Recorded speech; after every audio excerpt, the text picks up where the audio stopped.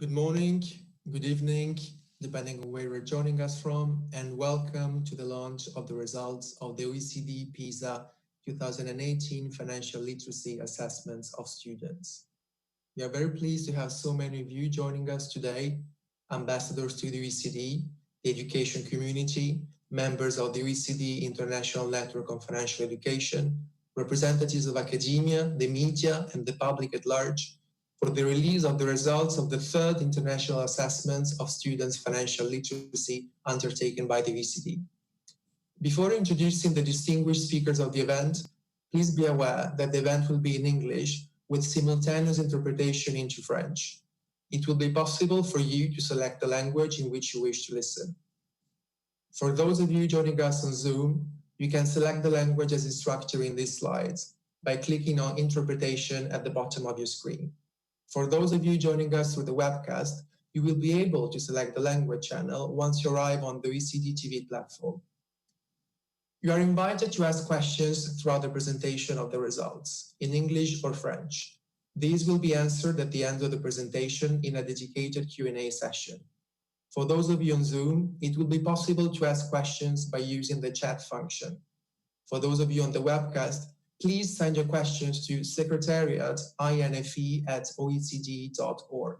I repeat, secretariat@oecd.org. And now, let me please introduce you to the distinguished speakers. The event will be opened by Masamichi Kono, Deputy Secretary General of the OECD. The presentation of the results will be delivered by Yuri Belfali, Head of the Early Childhood and Schools Division, OECD Directorate for Education and Skills, and by Florent Messi, Head of the Insurance, Private Pensions and Financial Markets Division from the OECD Directorate for Financial and Enterprise Affairs. I now give the floor to Mr. Masamichi Kono, Deputy Secretary General of the OECD. Please, Mr. Kono. Thank you, Andrea. Your Excellencies, ladies and gentlemen, dear colleagues, welcome to this online launch of the 2018 Pisa financial literacy results. And let me start by thanking BBVA for their support of this exercise, as well as the two previous editions. And maybe needless to say, we're really living through extraordinary times. The ongoing pandemic has disrupted so much of our lives as we have known them, and suddenly many jobs are lost, incomes are unstable, demand has evaporated in many sectors, and supply chains have been disrupted.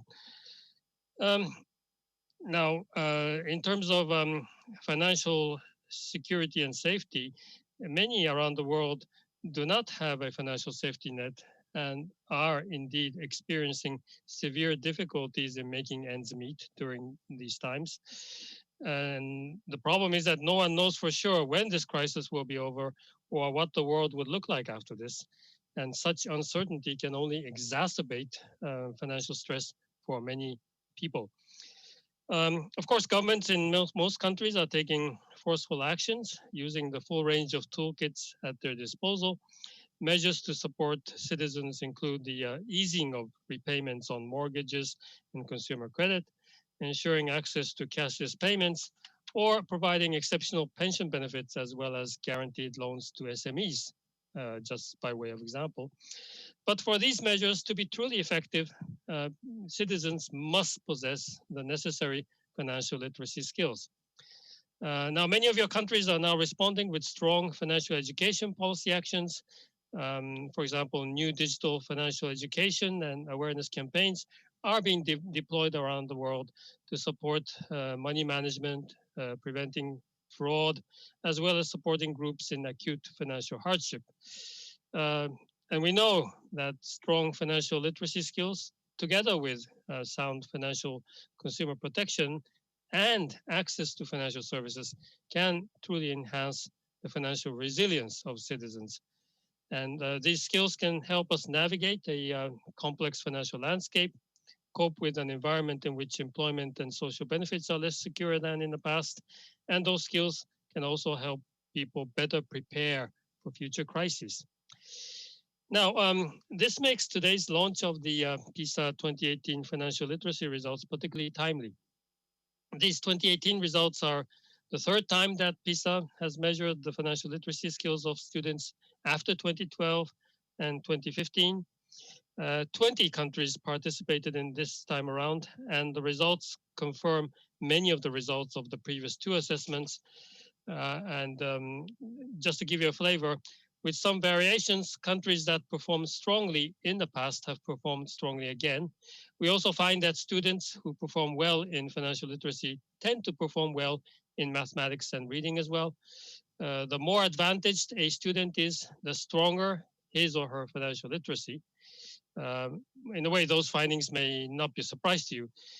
However, PISA 2018 went far beyond the previous assessments in examining all money-related aspects of the lives of students. And I can give you some examples of the questions included in the report released today. This is, for example, are students confident in using financial services? What experience do they have in handling money digitally?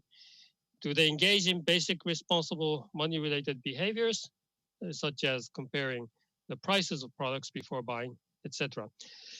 So as you can see, PISA goes far beyond simple country rankings to provide a full picture of the relationship of students with money and financial matters. And it's not to say that we don't present country rankings and measures of student performance across proficiency levels. We do, and the results show that only 1 in 10 students performed at the highest proficiency level, and that over 1 in 7 cannot recognize the value of a simple budget. And this clearly indicates that all countries have a lot of work to do in improving the financial literacy of students. These findings will surely help policymakers target financial literacy programs in areas where they might be more effective or most effective, as well as provide new ideas on what other countries are doing in this policy space. And actually, today's launch marks the end of a week of meetings for the OECD International Network on Financial Education. And as you may know, the INFE network is a group of over 280 public institutions in 125 countries, launched in 2008 to support countries improve the financial literacy of their citizens. And this week, the INFE has discussed at length the impact of COVID-19 on the financial resilience of citizens and what measures should be taken to support them. INFE's experience and extensive reach, as I just described, makes it particularly well placed to support countries in this very difficult period. So I hope the findings of the PISA 2018 report will be useful in informing their work.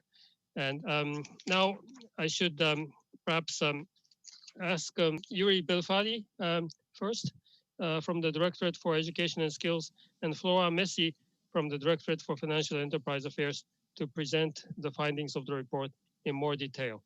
So thank you so much again, and I look forward to a good discussion.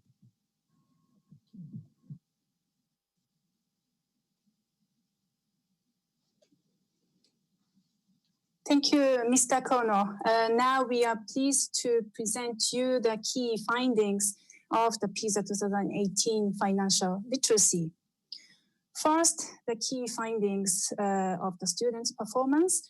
The PISA 2018 found that 15% of students are low performers, which means that they cannot recognize the value of simple budget, while 10% of students are high performers and are able to analyze complex financial products and take into account features of financial documents that are not immediately obvious to them.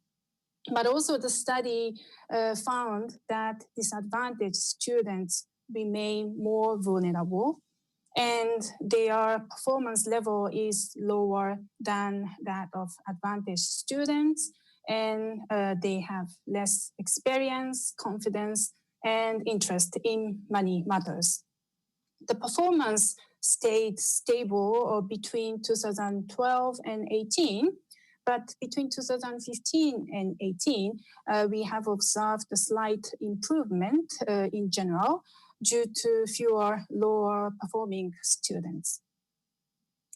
With regards to students' attitudes, behaviors, and experiences, 54% of students have an account at the bank, and 73% of students say that they have bought something online or used a mobile phone to make a payment, or 39% of students said that they use mobile phone to make a payment. And 69% of students reported that they always or sometimes compare prices when they buy things online or in physical shops. And 52% of students agreed that they enjoy talking about money matters. And the analysis shows that these are all related to the performance of students in financial literacy assessment. We will explain that more in detail later. But before getting into the details, let me remind you why the financial literacy of young people is important. First of all, young people are already engaged in basic financial activities in their daily life or in their jobs if they have jobs. This is the result of the PIAC, the Survey of Adult Skills study, and showed that, for example, in Finland or the United States or in Australia, more than half of young people between 16 and 24 are having experiences of, for example, calculating prices, costs, or budgets in their everyday life.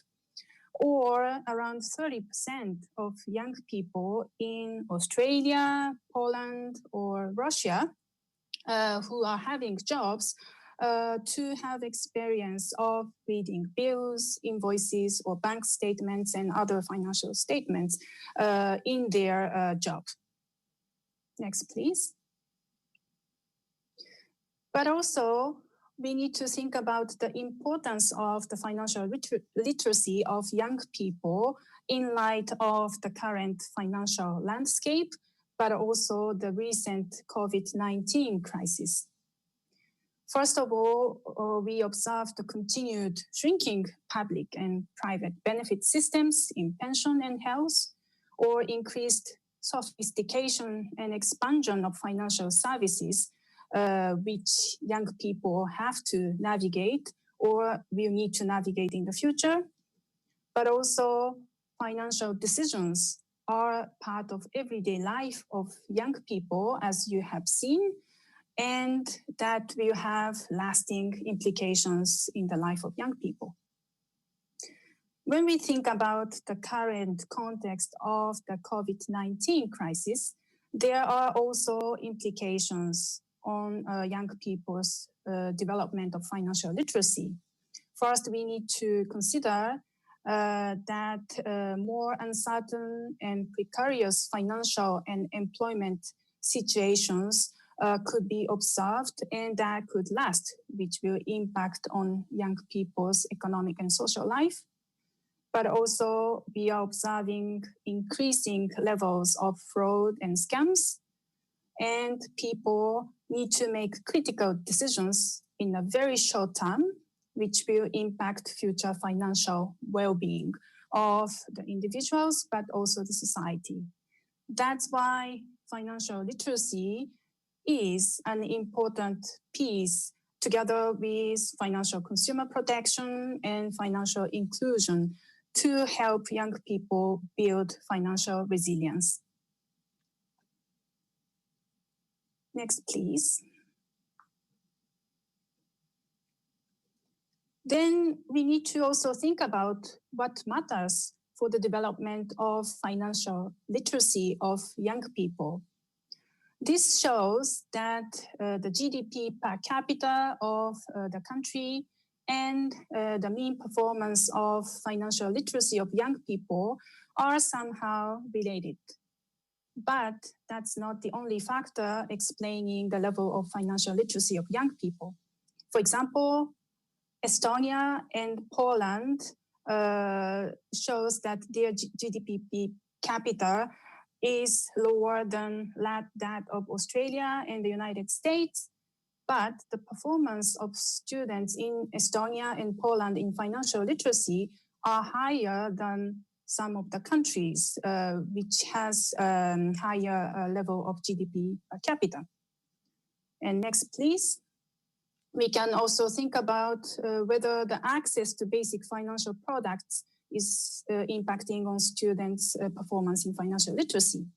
The young people's access to basic financial products varies among countries, from around 30% in Peru or Georgia to 100% in Finland and Australia.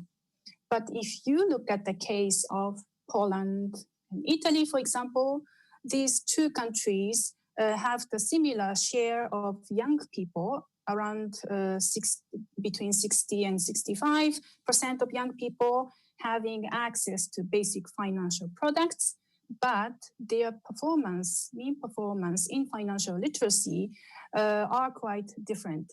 So these show that it's not only the size of the economy of the country or the access of young people to basic financial products that determines the development of financial literacy. That's why we conducted the Pisa study of financial literacy assessment to better understand the performance level of young people, but also the factors related to the performance of young people in financial literacy. Now I would like to explain how this assessment was designed and shaped. 20 participating countries and economy joined the 2018 assessment, and more than 100,000 students in these countries and economies took the test, representing 13.5 million 15-year-old students. Then, next please. The financial literacy assessment was guided by the framework of the assessment, which defines the financial literacy as the knowledge and understanding of financial concepts and risks, and the skills, motivation, confidence to apply such knowledge and understanding in order to make effective decisions across a range of financial contexts. And this is for the purpose of improving the financial well-being of individuals and society, and to enable participation in economic life. How the Pisa financial literacy assessment is organized. First, students take a cognitive assessment, which is a test to evaluate knowledge and understanding and the capacity of the application of their knowledge and understanding in different contents and contexts. The test covers several dimensions of content, such as money and transactions, planning, managing finances, risks and reward, and the financial landscape. And also go through the activities to see the process of identifying financial information, analyzing information in a financial context, or evaluating financial issues or applying financial knowledge and understanding. And test questions are formulated in different contexts relevant to students. For example, context of education and work, home and family, individual, and societal context. In addition to the cognitive assessment, students were asked to answer to the questions through the questionnaire so that we also collect information about students' attitudes, behavior, and experience in financial matters. I'd like to give some ideas about the test questions. These are the sample questions that you can find in the report or Pisa website. For example, this question is about cost of running a car. Students read the test questions to understand the context and the scenario. And in this case, students are asked to think about the cost, different types of cost of running car, for example, monthly loan repayments, because in this scenario, the person purchased the car with a loan, but also cost related to the use of the car, petrol cost and repair and maintenance cost. And students are asked to say whether each of the costs increases or stays the same if the person uses the car over time. Or the next sample question shows also the image of the type of questions that students see when they take the Pisa financial assessment test. Well, the financial assessment test in 2018 was conducted on computer, and students are given this kind of scenario and sometimes instruments. For this case, telephone application type of configuration. And students read the context of this question to understand how, for example, the bike sharing scheme works. Then there are a series of questions in a unit. And this is the first question of the unit to talk about this bike sharing scheme. And students understand how frequently Julie rides a bike and ask to answer how much membership in the bike sharing scheme Julie has to pay according to the simulation that students can do by manipulating the application type of screen. And this question was to understand, for example, the capacity of young people to apply knowledge and understanding of the financial matters. Thank you. Next, please. So through all these instruments, Pisa financial literacy assessment and the analysis of the data tell us what financial skills 15-year-old students already have, but also we answer to the questions, how is performance related to gender or socioeconomic status of students? Or what experiences do students already have with money matters? Or whether students are confident and interested in handling money matters? Or do students already display financial responsible behaviors based on their self-reports? Or how do students' attitudes, behaviors, or experience with money matters relate to their skills in financial literacy? And also we try to understand how students obtain information about financial matters through education, through family life.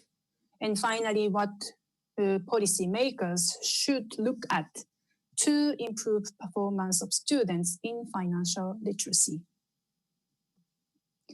In 2018, in particular, the Pisa Financial Literacy Questionnaire has been greatly expanded and enhanced to answer to the emerging questions. And that included new features or questions about digital financial literacy in the context of digitalizations in all the participating countries and economies, financial education in schools, students' attitudes toward money matters, students' financial behaviors, and spending strategies. And our analysis shows that all these elements are related to the performance. And now we will go deeper into the findings of the study. Thank you. Thank you very much, Yuri. Good morning, good evening, Your Excellencies, colleagues, friends. These are very strange times. In normal times, I would be facing you at the OECD Conference Center. In normal times, you would have an opportunity to ask questions lively after my presentation. As you all know, we are not in normal times. So typically, if you want to ask a question, please use the chat function, and there will be time after I present the results to do that. So indeed, these are strange times. At the same time, I was reading an article in the Financial Times this morning, which was reminding us that perhaps there is no better time to speak about personal finance of the young generation, of our children, especially because of the need to focus on financial resilience. There is also a momentum, and we now also have the tools to develop their personal finance. So my presentation now will focus on the need, and we have a lot of granularity on the need in different countries, as mentioned by Yuri, and we'll also explore some of the tools that can help policymakers, but also parents, to enhance the financial literacy of their children. So with no further ado, let me start with the traditional, ranking of PISA. I have to say that at the OECD, of course, we do believe that there is more to the ranking, but typically, of course, it's attracting most of the media attention. So here it is. We have 20 countries participating in the 2018 assessment, as mentioned, and you see that Estonia is coming as the first country in terms of the financial literacy of its students, followed by Finland, Canadian provinces, Poland, and Australia. All of these countries are performing above the OECD average. Then we have a group of 3 countries that are performing at the OECD average, the US, Portugal, and Latvia. And then the rest of the 12 countries are performing below the OECD average, with Lithuania, Russia, and Spain relatively close to the OECD average. Let me now turn to what is really important in our view at the OECD, is to look at each country and look at the proportion of students that are performing at different level of the proficiency scale. And here I would like to start with the students that are performing below level 2 in our proficiency scale. I want to start with those because we consider in PISA and at the OECD that level 2 is the baseline. And I will explain to you why in a minute. But if you look at the different countries, there is still a large proportion of students that are performing below that level 2. Typically, these students are only able to understand the difference between needs and wants, and to make very simple decisions about spending issues. And you see that, of course, there is 15% of those students performing below this baseline in OECD countries, but this proportion is much higher in participating countries like Indonesia, Georgia, or Peru, as well as Brazil. So this is really important to look at those low-performing students. Now, of course, we want to look at the baseline. This is level 2. Why is it the baseline? Because at this level, students start to understand the value of a simple budget, which is a key criteria in terms of financial literacy performance. Level 3 is the level at which most of the students are performing in all countries that are participating. And level 4 is a particularly important level, because from this level up to level 5, students are able to understand a range of more complex financial products that they will face when they reach adulthood. And you see that overall, if you combine level 4 and level 5, there are only 35% of students in OECD countries that are performing at those levels. So typically, they're able to understand the products that they will immediately face when they reach adulthood. So quite a reason to worry and quite a lot of room for improvement in all countries, even though, of course, countries that are performing better have less improvement to make. Now, this assessment in 2018 allows us to track changes between 2018 and 2012 and 2015 and 2018. The comparison between 2012 and 2018 is more straightforward, as the sampling method is the same for these 2 exercises. So as mentioned by you at the very beginning, the performance between 2012 and 2018 is relatively stable, with 1 country that is performing statistically higher, this is Estonia, and 1 country that is performing a bit lower, although Australia is still above the OECD average. And one of the main reasons for the lower performance of Australia this time relatively to the past performance is because of the higher number of low-performing students in that country. Now, we can also compare 2015 and 2018, but again, the sampling methods has been different for these 2 exercises. So we compare, but with caution. We see a number of improvement between those 2 exercises at the OECD average, and also in Lithuania, Slovak Republic, Poland, Brazil, and Spain. Then the other area that is, of course, very relevant when you are looking at financial literacy is whether it is correlated with students' performance in mathematics and reading. As in the last 2 exercises, we find a strong correlation between financial literacy, mathematics, and reading. But of course, we want to note that there is also a strong correlation between mathematics and reading. The data is also telling us that there is 20% of the performance of students that is uniquely explained by financial literacy, and that cannot be explained by the performance of students in mathematics and reading. So this component, this 20%, is really what is unique to financial literacy.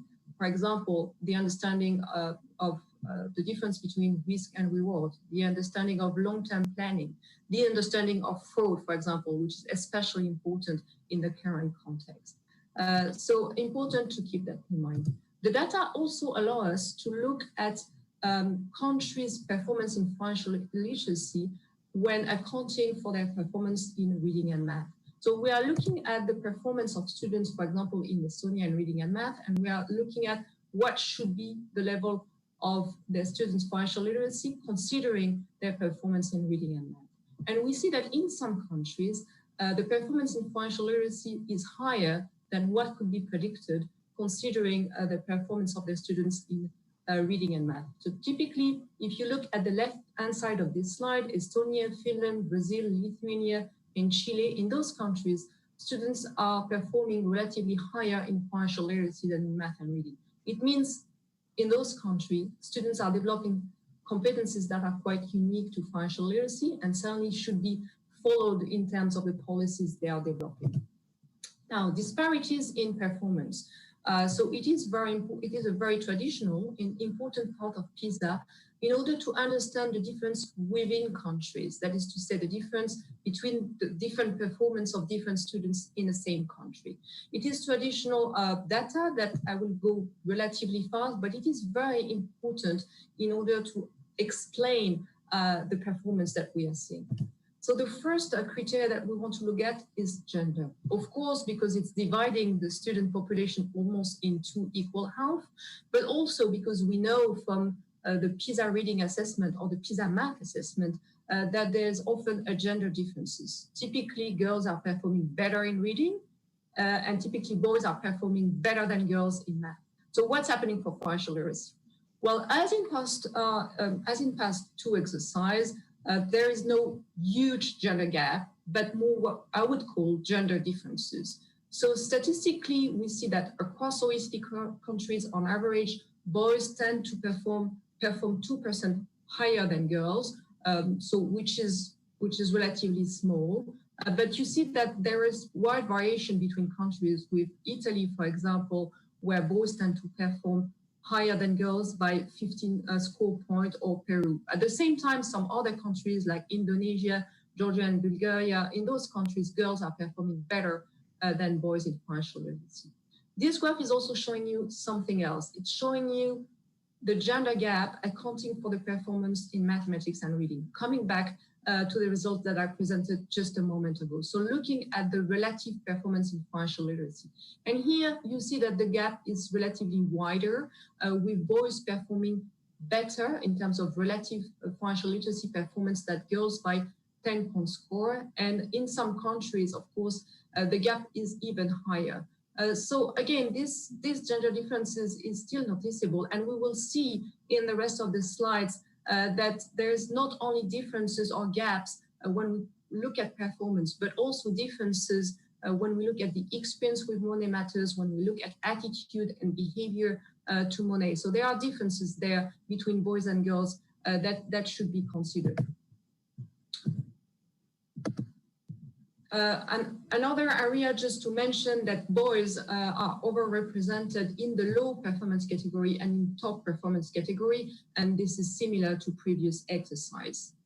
Now, of course, we also want to know whether financial literacy is correlated with the socioeconomic backgrounds of students. As mentioned by you at the beginning, yes, it is. On average, advantaged students score roughly 1 proficiency level higher than disadvantaged students, and it can go much higher in some country. So again, it's important to keep the country context in mind, but certainly the socioeconomic background is, again, important. I'd like to add that it is also an important factor, of course, in the reading and math assessment. The last of this traditional data is to look at immigrant students' background, and here we see that students with an immigrant background tend to perform lower than students without an immigrant background. The difference is of 30 points, so it's not negligible at all. But again, differences across countries, with some countries like Australia and the US, where students with an immigrant background tend to perform slightly higher than students with a non-immigrant background. So again, the data allows us to compare across countries, but of course, countries will need to look at their particular circumstances to understand the group of students that are in difficulty. Now, coming to an interesting part for the financial literacy community, let's look at students' experience with money matters and how they are correlated with the financial literacy performance. So we have a number of questions to students, first about whether they have access to financial product.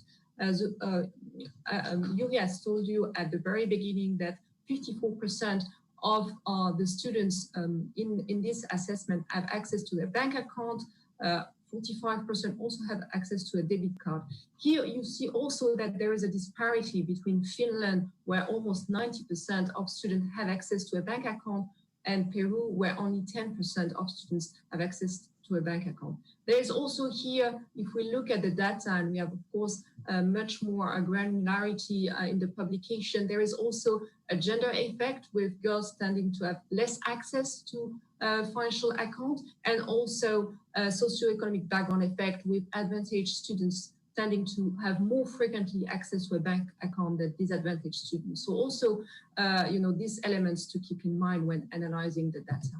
Now, if we look at the correlation between holding a bank account and financial literacy, it is positively correlated, meaning typically that students that hold a bank account tend to perform better in the financial literacy. And the difference is of 30 score points, which is quite significant, actually, almost half of a proficiency scale. So it doesn't necessarily tell us that having a bank account is improving the financial literacy of students, but it tells us that there is some correlation. It's a kind of chicken and egg situation here. Now, let's look also at the experience of students with a digital transaction. And we see that the access of students to digital transaction has increased from the last exercise, with 75%, so 3 in 4 students that are currently or have bought online during the last 12 months, and 40% of students who have paid with a mobile phone, and this number is much higher, for example, for Russia. Now let's look at the correlation of this online transaction with financial literacy. We see that buying online is positively correlated with financial literacy, but at the same time, if we look at this slide, we see that financial literacy performance is here negatively correlated with using a mobile phone, except for Russia, when there is no statistical difference. So here, the relationship between experience with online transaction and financial literacy is not straightforward, and it's certainly an area to be first researched more, and second, to be really looked at very carefully by policymakers, especially because young people will be experiencing money mostly online. Looking now at the confidence of students in handling money matters. This is an important area for financial literacy policymakers and also those that are developing financial literacy program, because when you are confident, you are probably better at taking decisions in some cases. So here I'm just focusing on the digital financial transaction and how students are confident or not confident in handling those transactions. There is more in the publication, but for the sake of this presentation, I chose really to focus on the digital part of our data. So we ask actually the students whether they feel confident in paying with a debit card rather than cash, whether they are confident with keeping track of their balance. Third one is really important in our current context where fraud are really rising. Are they confident ensuring the safety of sensitive information when making an electronic payment or online banking, and some other questions. And you see that overall on the first two, students feel relatively confident. But then if we look at ensuring the safety of sensitive information, 50% of students feel confident, but it also means that 50% do not feel confident. And here again, I'd like to mention that there is a gender difference, with boys feeling more confident than girls in terms of this online transaction, and also a difference between socioeconomic background, with advantage students feeling more confident in doing this transaction online. So also something to keep in mind, that there is also, differences not only in the financial literacy performance, but also in the experience of students with money matters. And then if we look at the correlation between this confidence and financial literacy, we see that there is a positive correlation with keeping track of one's balance, with paying with a debit card, and relatively also of ensuring the safety of sensitive information when making an electronic payment. We also want to know whether students are interested in money matters. This is especially important because one of the challenges with financial literacy is quite often adults and people or students, children are not interested in the topic. So it is very difficult to create the demand if there is no interest. Well, the good news from the data is that half of the students are enjoying talking about money matters, and actually this enjoyment, this interest is positively correlated with financial literacy. At the same time, you see a disparity of situation within countries, with some countries where the performance is more influenced by this enjoyment and some other countries where it's less the case.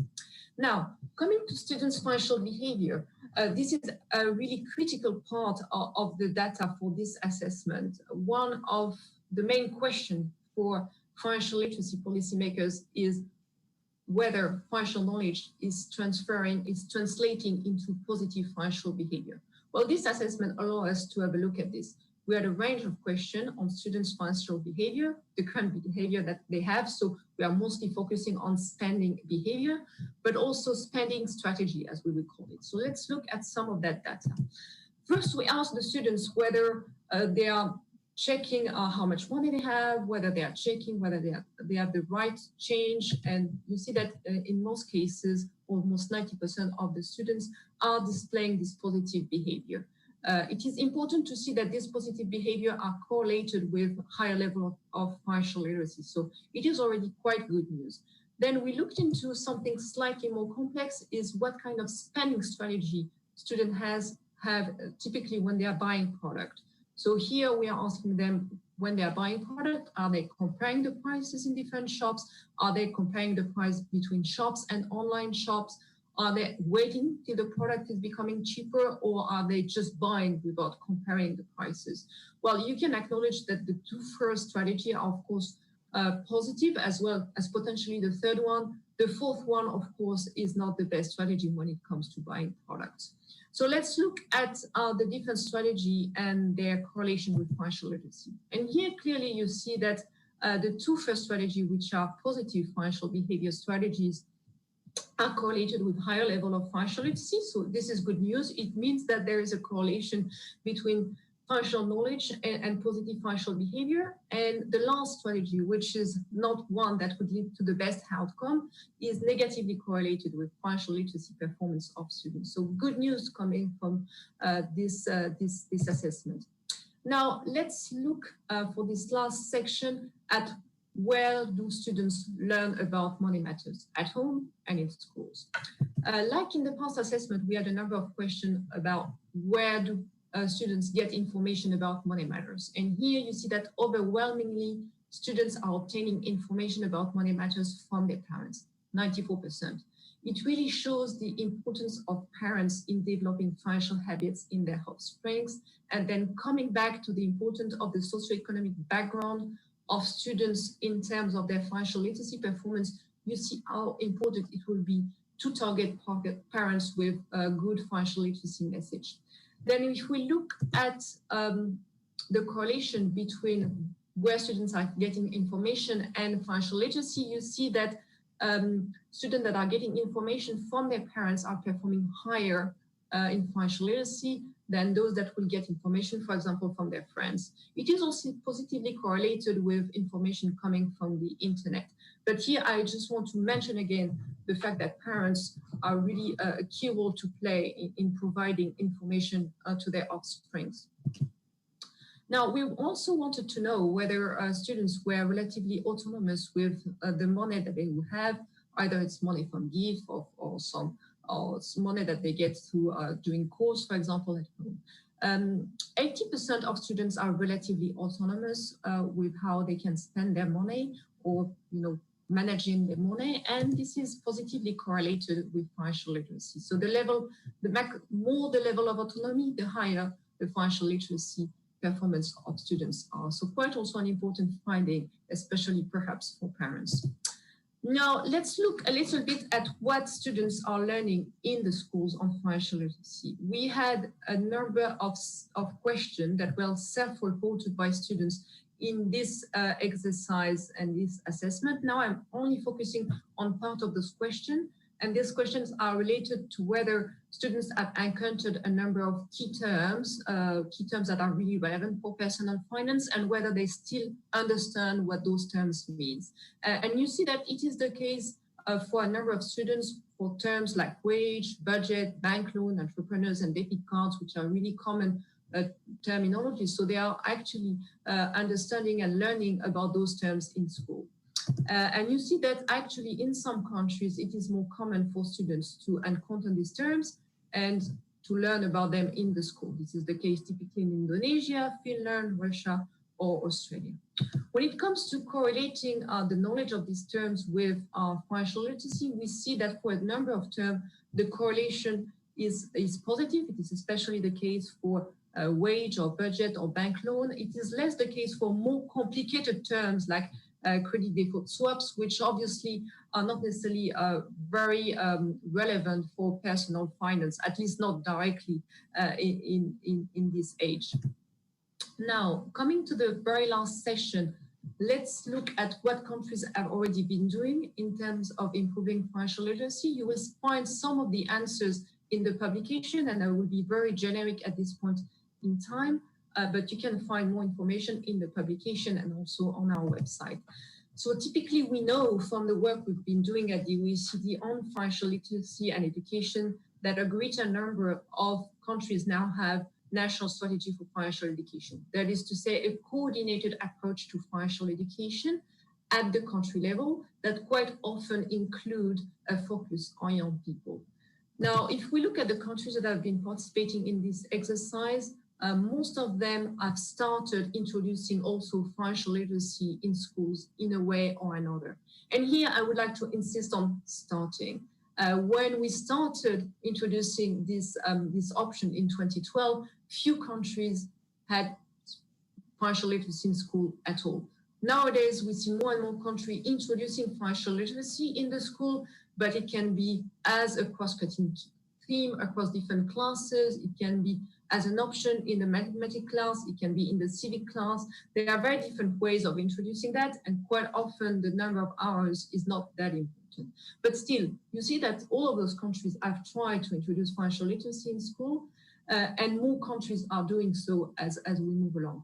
The difficulty for now is really to compare between these different approaches, because they are not only different between countries, but quite often within countries. And this is typically reflected, for example, in Canada or the US, where we see that different provinces or states are actually introducing financial literacy in different ways, or in some cases are not even introducing financial literacy in school for some US states. Now, if we look at the policy response, obviously you understand it is a complex topic that really need a multifaceted approach. What we've learned from this exercise is that, of course, it is very important to address the need of the low-performing students. And I remind you that there are 15% in OECD countries. And in some countries, this group of people are really more. The proportion is much higher. These students are not well prepared to participate in society, especially not well prepared to participate in a world which is increasingly digital and increasingly complex. Important, second, to tackle socioeconomic inequalities early on. And we've seen here the important role of parents, but also a number of disparities, not only in the financial literacy performance of students, but also with the experience with money and behavior. So really important to focus on this. Provide equal opportunity to boys and girls. Again, I don't think we should limit ourselves to thinking of the financial literacy performance, but also look at the access of girls to financial products, for example, and also make sure that in terms of confidence there is a good treatment of those issues for girls and boys. Support access and education to safe and age-appropriate digital financial products. We've seen through this assessment that more and more frequently students already have access to online transaction. Now, how confident are they with that? How well prepared are they to make this transaction? It is still uncertain. So very important to provide the access, but make sure that it is safe and secure, and also provide the education that is really needed. And here I'd like to also mention that digital is also a great way to provide financial education. And we've seen that happening increasingly in your countries, especially because of the current situation. Reinforce financial literacy at school and at home. Again, I want to remind all of you the importance of parents in transmitting financial literacy, good financial literacy habit, but also, of course, the role of schools, especially if we look at the current inequalities in the financial literacy performance of students. Last but not least, it is important to keep monitoring and evaluating programs. Pisa assessment do not really allow to compare perfectly well between programs, so it is really important to continue that independently. Now, what are the next steps? We are continuing, of course, to work on this data on this data that has been provided by this assessment. We're especially interested in the gender differences that I mentioned and all the wealth of data that we have on digital finance. So we will dig further into those data and produce brochures on these two issues. We'll also produce quite soon data on the financial literacy of adults, and we'll have a webinar to do that launch on the 25th of June. We are also continuing to look at programs in particular and monitor and evaluate their effectiveness in terms of financial literacy, and we especially do that through our technical assistance program. Last but not least, as always, we are happy to address the G20 presidency request, and we're happy to support the G20 Saudi presidency with a report on digital financial inclusion of youth this year, which will be a nice complement to this PISA data. With that, I would like to thank you for your attention, but let me also thank very much all the countries that are participating in this exercise in 2018. I know it takes resources, it takes time, and it takes courage to really participate in those PISA exercises. I'd like also again to thank BBVA for its support for the last 3 assessments of PISA. BBVA's support was really essential in making those assessments possible. I would like also to thank very much our education colleagues. It's a great collaboration and partnership. I'd like to thank Yuri, of course, and Andrea Schleicher. Without them, of course, we wouldn't be able to present you those data. I'd like also to thank Jeffrey Moore, who is the main author of the publication this year, as well as Kira Monticone, who has been the author of the last 2 publications and has been also revising the assessment. I could go on and thank many other people. I just like to tell you that the results, this publication, this data is only possible because of the collaboration of many people at the OECD, but also in your country. So thank you for that. You have on the screen information on where to go to for more information about our financial education program, where to go to get more PISA data or all the material, the publication that we presented, but also a summary of this publication. But now it's your turn to ask questions. I believe we should have received questions on the chat, and I will give the floor to Yuri to answer perhaps the first question. Yuri, the floor is yours. Thank you, Flore. I have received one question about the gender difference. We have seen the gender difference in financial literacy, but is the pattern similar to what we have seen in other assessment domains, such as mathematics and reading? What we have seen in terms of gender difference in math and reading are quite different between math and reading.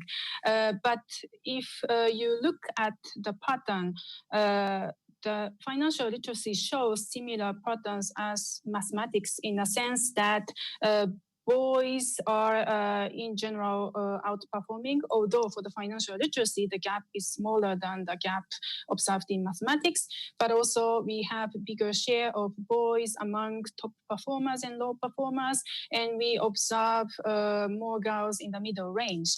But this is interesting because, as Florent showed, financial literacy assessment is both related to the math and reading performance in general.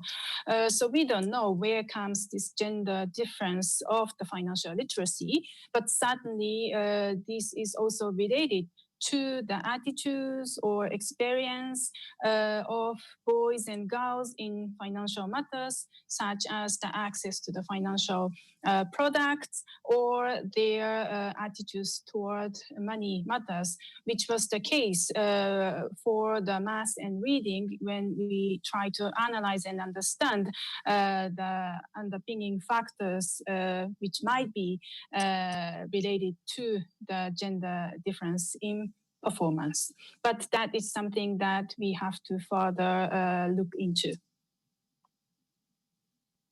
Thank you very much, Yuri. And I have another question that is related to the number of countries that are participating in this assessment. So as mentioned by Yuri, and as you've seen on my slide, we had 20 countries participating in the assessment. Of course, we would be happy to have more countries. The decisions are actually being made by the Ministry of Education.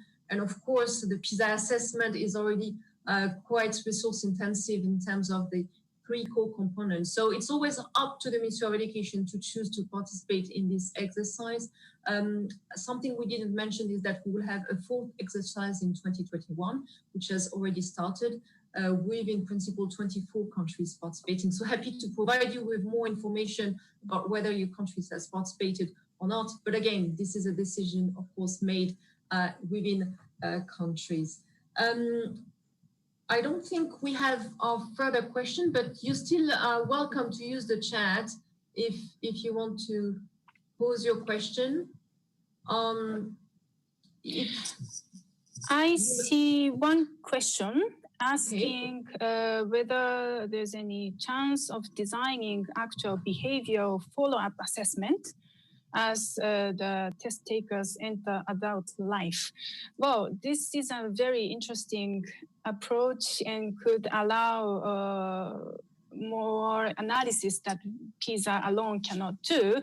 Well, for the financial literacy, I don't know as, I haven't seen as far as know that kind of follow-up study, but in PISA in general, some countries conduct the cohort follow-up studies so that they see the performance and disposition of young people at the age of 15 and follow up the same cohort over time so that we can see the relationship between the skills and attitudes at the age of 15 and the outcome of skills or labor market and other outcome at the age of adults. But this is beyond the PISA framework. Many countries are taking their own initiatives to design and conduct this kind of longitudinal study. So why not, in the context of financial literacy, if countries are interested in,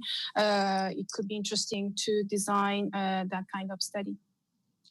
Thank you, Yuri. I see the question now from Vera. Yeah, longitudinal study will, of course, be great. And if some countries are willing to do that, we are very happy to support this. This is one of the best way to track progress and to make sure that results are sticking.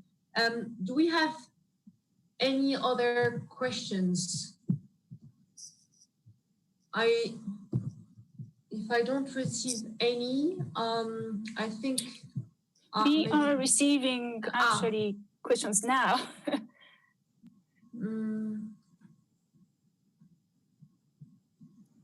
So yes, there is a question about, so now we keep receiving question now. So question is about Finland and whether it is, well, the question is why Finland has such a high number of students that have a bank account and whether it is compulsory for Finnish students to have a bank account? I don't believe so, although we'll check the data and get back to you on this. I just believe that financial inclusion is quite high in Finland for the whole population, which also include young people.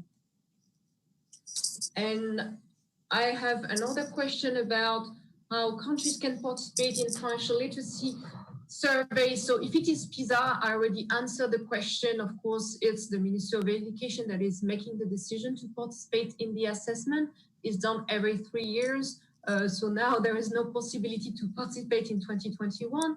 But if there is a possibility in future possible assessment, we'll obviously let you know. Now, we also do have financial literacy survey for adults, and we've just conducted one. And I just mentioned that we will be releasing the results for that survey on the 25th of June. If you're interested, just get in touch with us.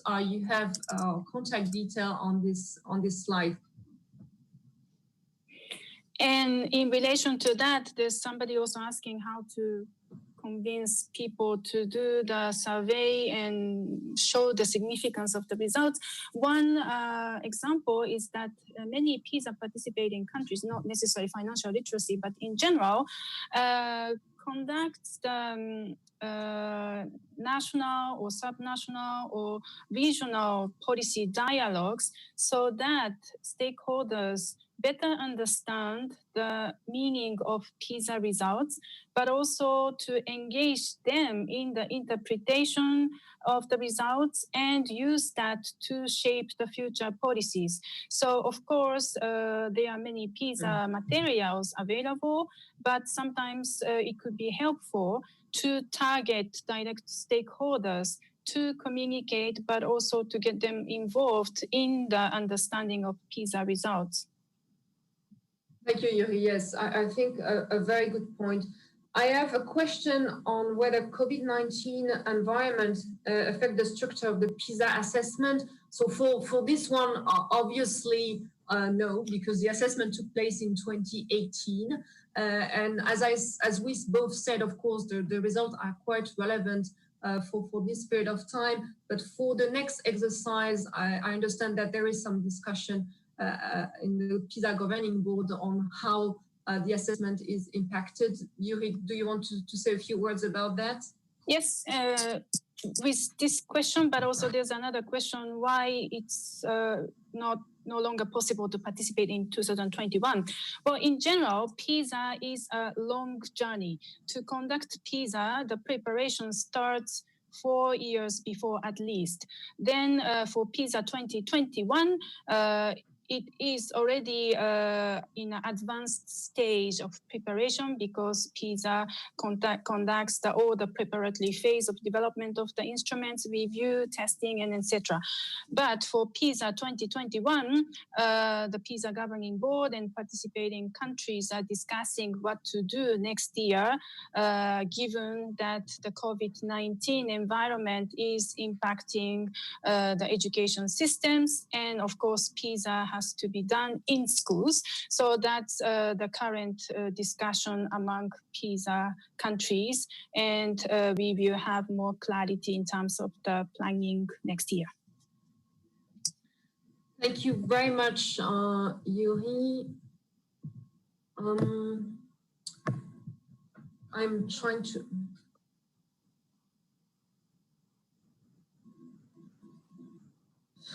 yes, I think you answered the question on whether there was still an opportunity to participate in PISA 2021. Unfortunately, no, because it has already started.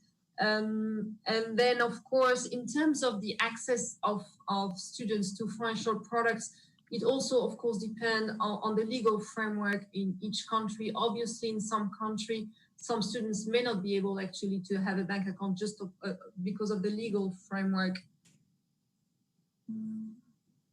And I think we are past the time. But let's see, Yuri, do you see another question? There was a question whether PISA financial literacy can assess the pre and post-COVID, but Mr. Kono is providing his comment in chat mode. I'm reading that.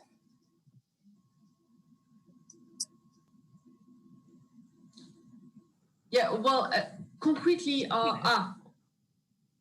Kono, you want to please? No, my response is actually to an earlier question about how you can convince other governmental agencies to take part. So it's not about this COVID question. Sorry.